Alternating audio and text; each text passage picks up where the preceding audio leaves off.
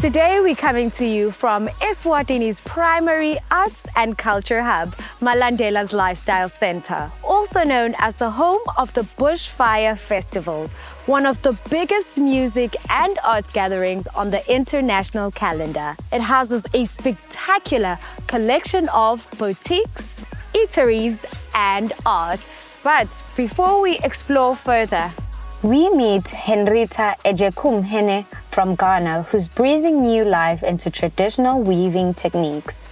Watch Senegalese-born Sekou Keita, one of the world's top choral players, which is a traditional West African bridge harp.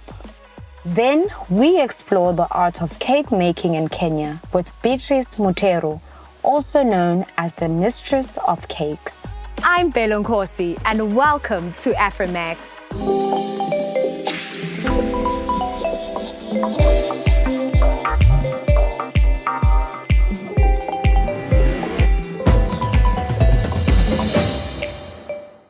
But first we visit the Cape Flats in South Africa. The area is known for high crime and gangsterism, but there is one man who plans to change it all with his art.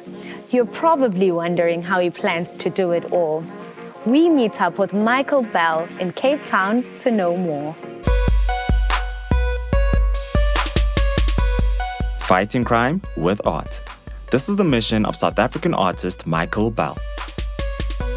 Let's find out how he prevents young people from going down the wrong path. The idea is to basically, transform walls into works of art, but also to create a platform for up-and-coming artists to showcase their talent to the world out there. Michael lives in Mitchell's Plain, situated in Cape Town's notorious Cape Flats, and ranked 4th among South Africa's most dangerous neighborhoods. In a community where violent crime and drug abuse is common, Michael Bell fell victim to a brutal assault that left him for dead. In 2008, one evening, I was on my way home. I was attacked. I had a gun to my head, a knife to my throat, but somehow I was able to fight my way out of it. His sister, Bahia Claassen, is a community worker in the area. Michael went through a terrible time, but he did not give up. And he was looking in that guy's faces all these years, and still they are walking around, and nothing happened to them.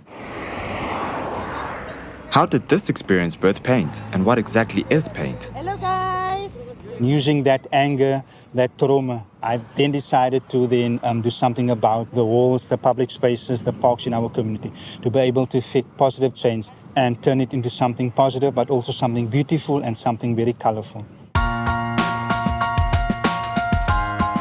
Michael Bell founded Paint to create open-air galleries targeting areas that are run by gangs. How does Paint go about beautifying the community, and how does this help combat crime in the area? On these walls, there were a lot of gang tags, vile graffiti. It was in a very terrible state. Working with local artists and members of the community, they have transformed the space. Michael asked them, those people that wanted to murder him, don't they want to come and work in the community and help us with the paintings? Many of the residents couldn't have imagined the gang-tagged graffiti-filled walls of Mitchell's Plains transformed into a canvas of artistic expression.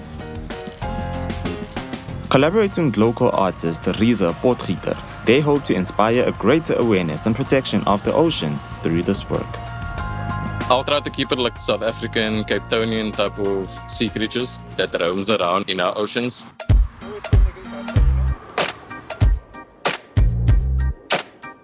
So this is our very first mural that we did back in 2018. It speaks to identity and culture, and it draws people into the space. And as you can see, it has not been tagged in any way. Just down the road, you can see what the area looked like. It has already been marked by the various gangs in the area with their respective numbers, meaning that gangs from the other side cannot enter the space. Let's hear from someone who's been impacted by paint. Angelo Waterloo is just one of the people who found hope through this project. As a child, he loved art, but was drawn into the drug and gang culture. What we're trying to implement with the art, we try to put our story out there because it's an everyday struggle. This project has changed Angelo's life, expanding his world and giving him access to other artists. Now he's an example for the local children. Every day, they ask me, Angelo, when are we going to paint? They're excited. That part alone gives me inspiration. Michael's creativity has now crossed borders. He collaborates with arts across oceans, bridging communities through art and augmented reality. They highlight the shared responsibility for a healthy ocean.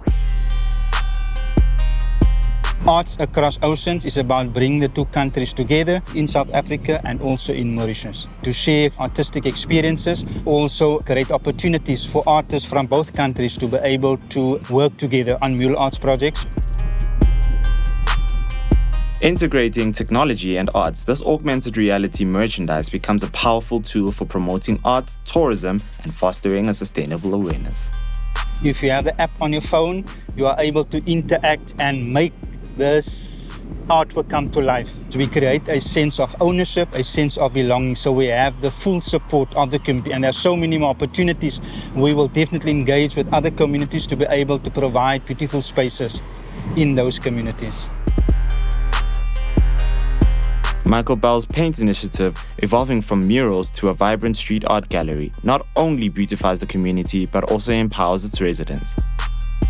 It speaks volumes about resilience and community spirit, spreading a message that resonates far beyond its walls.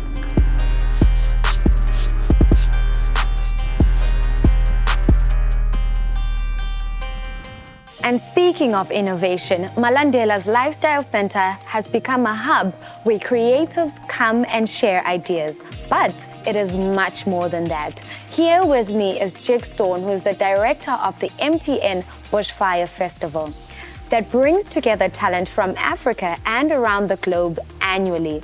We'll talk about that in a moment. First, we'd like to know, what is Malandela's Lifestyle Center about? Wow, that's a big question, which has a long history. It's a family legacy that started off with our parents. We're on a farm here. At some point, my mother decided that she needed to augment the rather erratic economy of the farm, and she set up a little roadside stall called Tishweshwe. She was making clothes, selling marmalade. My father later on built Malandela's restaurant, which is made out of mud. And so this lifestyle center began to develop. It's an incredible venue that brings together a philosophy that reaches out to the community, that supports artisans, that brings together some of the finest products that we have in Swaziland in our concept stall here called Dala. Of course, this is also the venue of the annual MTN Bushfire Festival, internationally renowned, listed by BBC as one of the top African festival and by CNN as one of the 7 events that you want to see on the continent. Thank you so much, Jigs, for your time, and we'll be catching up with you later. And now we meet Henrietta Ejakumhene. The young Ghanaian is driven by a deep mission to preserving weaving techniques taught to her by her grandmother through her designs and ensuring that old age traditions are sustained in contemporary contexts. Precise handwork, finely woven. But who can actually still crochet or do macrame today? Let's get to know how Henrietta Ejakumhene challenged herself to revive this traditional technique and others in her designs. My designs are appealing to the modern market, even though the techniques are generations ago. So when you see somebody like me being interested in such a tedious process, you also get inspired to say that, oh, she's doing it, then I can also do it. Studies have shown that crocheting or doing macrame can have a therapeutic effect, reduces stress, improve concentration, and even alleviate symptoms of anxiety and depression. But why did Henrietta decide to revive this old-fashioned form of cloth making, and how did it all start?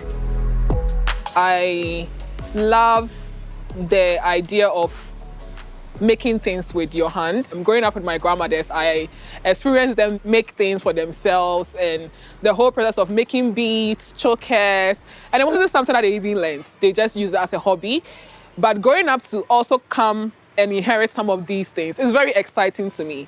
I think that macrame, crochet, and other, I'll say, traditional weaving techniques helps in depression or stress. The whole bit of turning your hands and threads and cords is a very interesting process that requires your attention and like a full mind to the process. And the whole bit of you are working from one line and then it turns into a second line, then it turns into something that you have in mind that is turning into like a cloth. I think that's, for me, the way that it relieves stress, anxiety, and depression.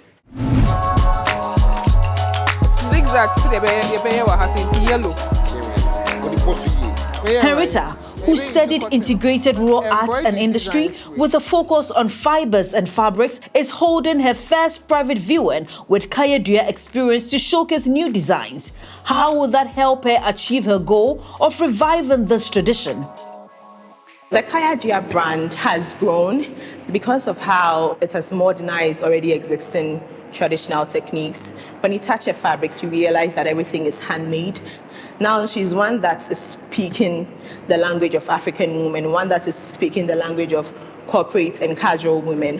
Globally, I believe everybody should be on Kayadua. So the main reason for hosting the Kayadua experience is to have an interaction moment. I love community.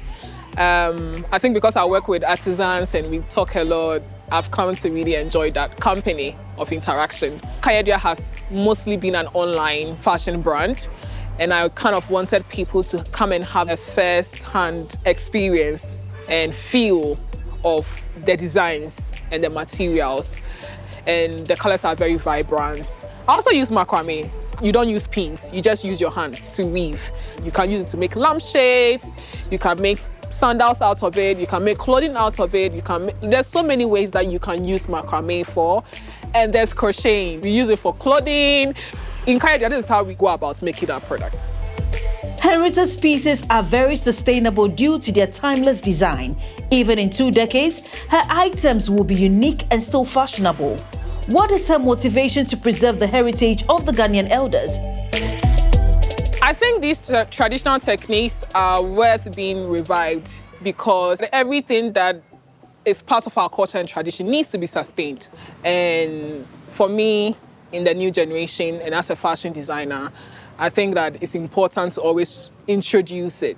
Like we should never leave something behind, especially if it's important. The thing is still around, there's a market for it, people are still using it. And I think that it's very important that we start having a new eyes for it and seeing it in a different light. If you don't have a passion and an interest, like a genuine interest for it, you'll probably give up. Like some of it take days, hours, intertwining cords and yarns.